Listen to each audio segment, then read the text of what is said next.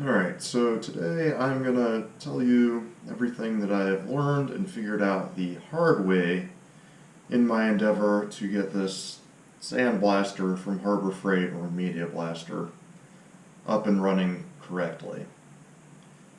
So the first thing you're going to need if you're going to be doing any sandblasting is you're going to need a pretty substantial air compressor.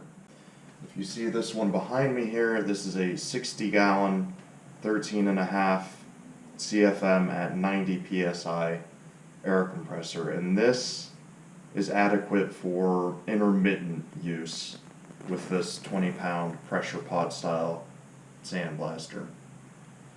Now, supposedly the siphon style sandblaster guns supposedly use a lot less CFM, but even those are going to use like 6.5, I think it was. So first and foremost, you're probably going to want an air compressor that's at least as big as that one there. And you're going to want capacity and CFM.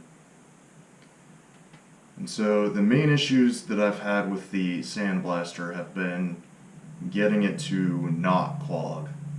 The first media that I bought for it was I tried using the crushed walnut shells, the coarse ones at Harbor Freight, which were expensive for one, and secondly, even using the biggest nozzle that the media blaster came with, it would just clog up. It would not feed at all. So that was my first mistake, was using those. So then I went and got the fine crushed walnut shells, and I was able to get that to feed pretty well because it's finer, it's a higher grit. So the higher the grit number, the smaller the particles, and the easier they'll feed through the opening in the gun, which is where they were clogging up before. But the problem I had with the fine crushed walnut shells is they weren't adequate for my use. The main thing I bought this for is to strip the paint and some Bondo and basically all the crap that's underneath my car here, because I'm going to be seam welding the chassis and recoating everything with fresh primer and some bed liner for corrosion protection. So that was the main thing I bought it for, and I'm also using it to refinish my control arms for corrosion protection. And the fine crushed walnut shells it was barely able to get the rust off the control arms. In like some spots it was taking it off, others it wasn't hardly doing anything at all. So then the next thing I decided to try was, there's not really a whole lot around me as far as suppliers for media blasting materials. But the next thing I thought I would try is decided to get some sand from Home Depot. Which, first and foremost, I would warn you that if you're gonna use sand, you need to be aware of something called silicosis. Basically, you do not want to breathe that shit in. It can do some permanent damage to your lungs. So if you are gonna try and use sand, absolutely have at bare minimum a dust mask. Really, it would be better to have a respirator, and I'll get into that more a little bit later. And even better than that would be if you had a full-on blasting suit, but that's not realistic for most people doing their own stuff here. But at least wear a dust mask, if not a respirator. Now, the issue I ran into with the sand is the particles are a good size. They feed pretty good size-wise, but the problem with the sand is it was damp as hell. And so what I did is I emptied one of the bags into a plastic storage bin and set it in front of a dehumidifier for 3 days. And that certainly did help, but it was not quite adequate. And then on top of that, you have to strain it because there will be a lot of bigger particles, and I even had a good sized rock that big around. So yeah, you're going to want to gonna have to strain it. Now, it was cheap though. The 50-pound bags were like $5 or $6 each, so it does have that going for it. Knowing what I know now, I would not recommend using crushed walnut shells for anything other than a blasting cabinet where you can reuse it, recycle it, so to speak. Because at $20 a bag, I think it was like $22 a bag for a, I don't remember if it's a 20 or 50-pound bag. But either way, it's not cost effective using crushed walnut.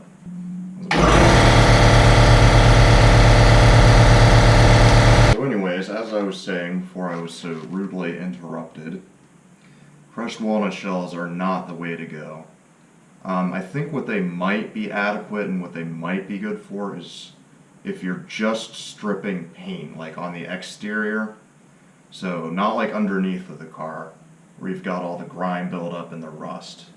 It's not going to do well for that, but where it might be good is if you're stripping down the actual exterior paint for a new paint job. But it's not going to work very well underneath of the car.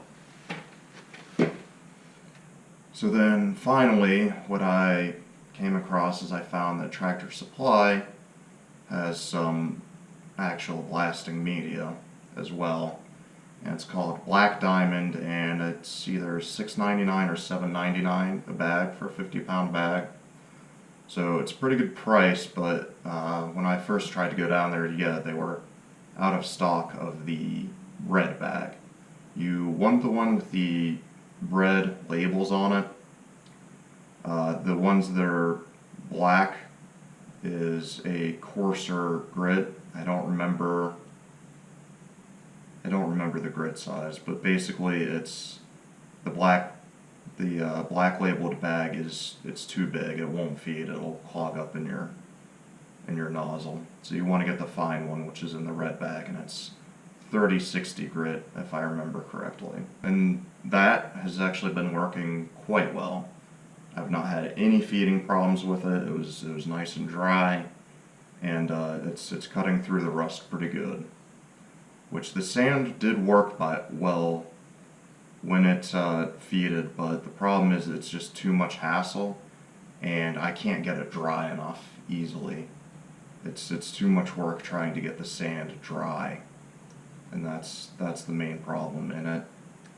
I mean, I only paid $1 or $2 more for the Black Diamond media, and I don't have to deal with all that extra BS that comes with the sand. And it's not, because I did all that. I had the sand in front of a dehumidifier for like 3 days. I strained it using, I used a screen. So basically it's screen door screen. Like if you were to go buy a roll of replacement screen or screen door, I have some of that left over from doing exactly that. And I used that to strain it into a 5-gallon bucket. But even after doing all of that, it kept clogging up. And it had too much moisture still in it. And that brings me to another point. You are going to want to make sure that you have in your air system, you're going to want to have a moisture trap or filter to cut down on that. And now onto the actual operation.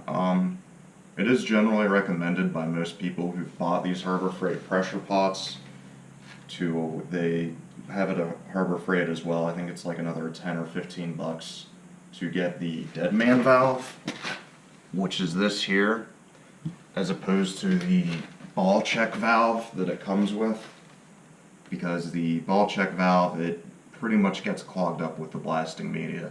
It gets all gritty, and it doesn't open right away, and there's more of a risk, a safety concern. And so I would recommend that you get the Deadman's valve.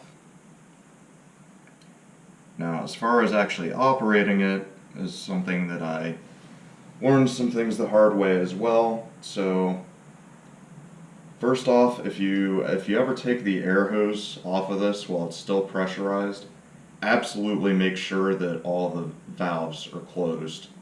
Like, make sure that your air feed like if you need to take it off to do something else with your air hose that you need air for, make sure that these valves are closed if that pot is pressurized.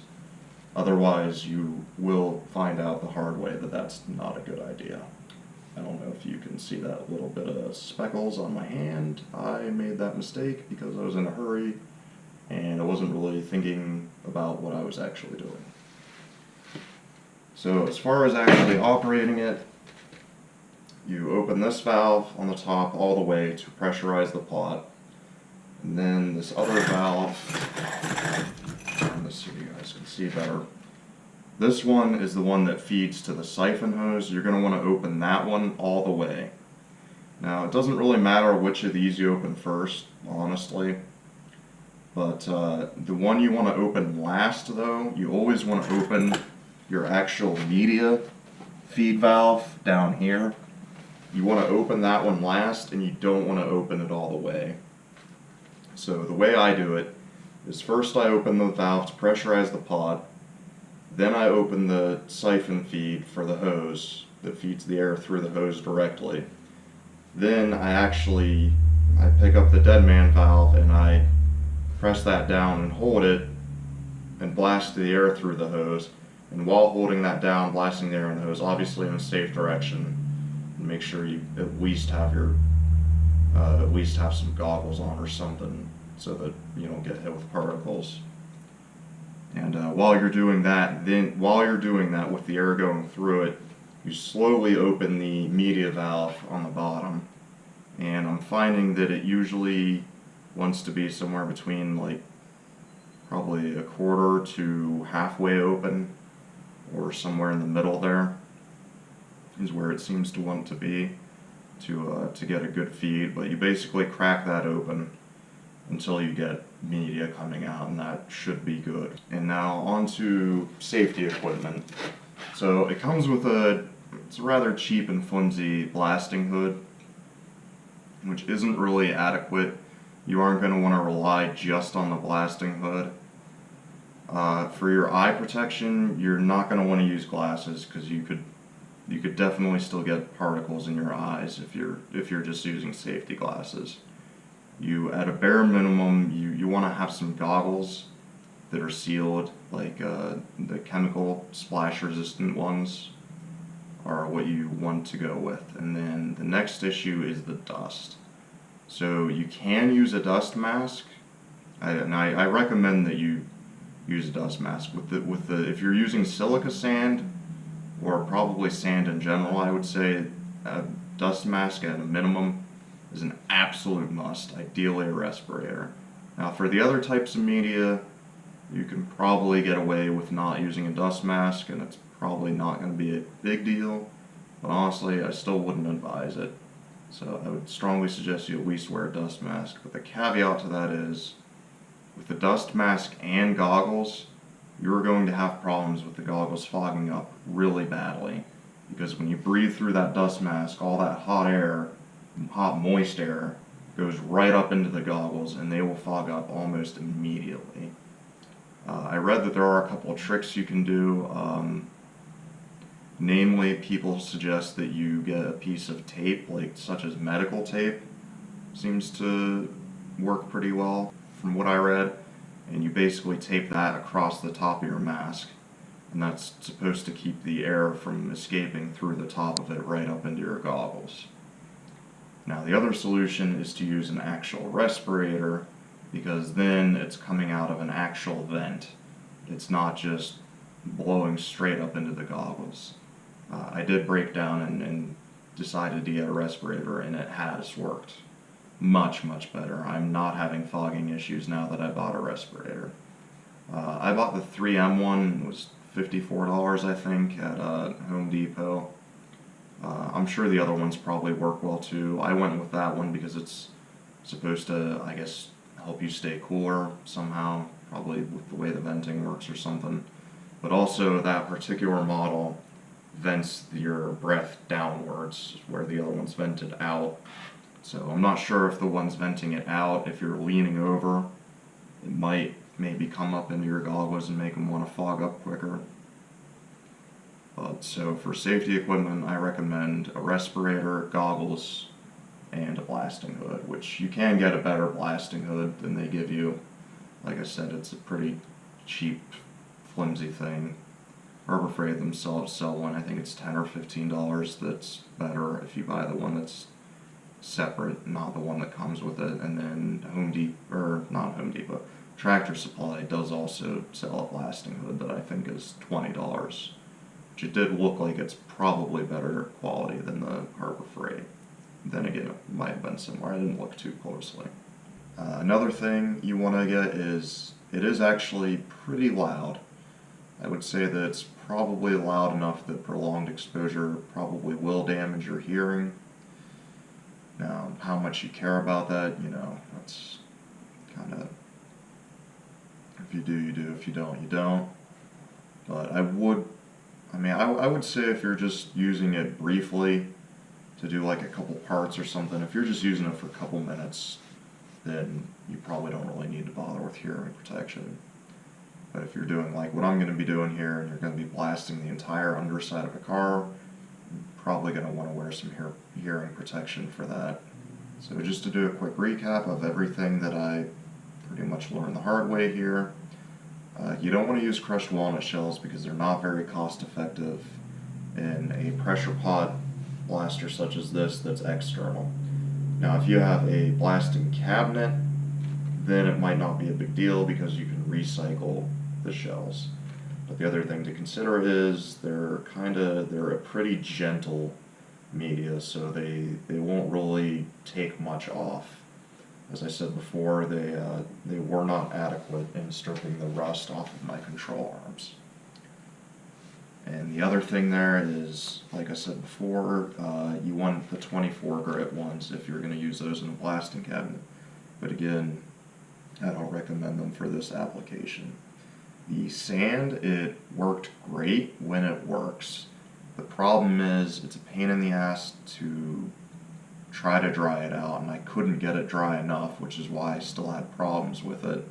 And then you have to screen it additionally after that. So it's kind of just a lot of hassle to deal with for only being $1 or $2 cheaper than a bag of the Black Diamond, which I would say they compare pretty evenly in terms of effectiveness.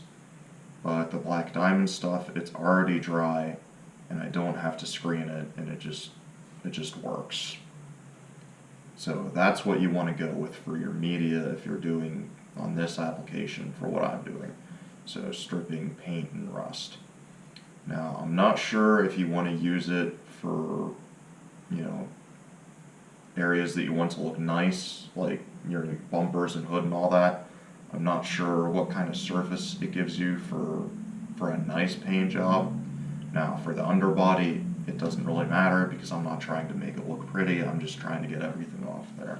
So for that application, it's perfect. And just to recap how to actually use the media blaster, open your tank feed valve first all the way, then open your siphon feed all the way, and then lastly you're going to want to pick up your Deadman valve, and you're going to want to start blasting with just the air coming through it while your media valve is still closed, and then you're going to want to slowly start to crack your media valve open, somewhere between about 1/4 of the way and about halfway, somewhere in the middle of that road seems to be where it likes to be. So you just gradually crack that open until you get media coming out in your airstream. And obviously point it in a safe direction, and you know, whatever personal protective equipment you think feels necessary.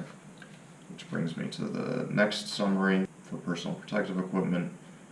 At an absolute bare minimum, regardless of what media, you're gonna want goggles, and you are gonna want the blasting hood, because a lot of these particles will bounce back up in your face, and it's annoying, frankly, and there is a chance that one of them might go under the goggles, even with goggles that have a good seal. So, absolute bare minimum, goggles and a blasting hood. And I strongly recommend at least a dust mask for any media. For sand, it's an absolute must. Everything else, I just strongly recommend it. But again, even better is to have the respirator And then again with you want to have some hearing protection if you're going to be doing it for any kind of length of time. And I think that summarizes everything that I learned the hard way, and hopefully since I learned the hard way, you guys won't have to.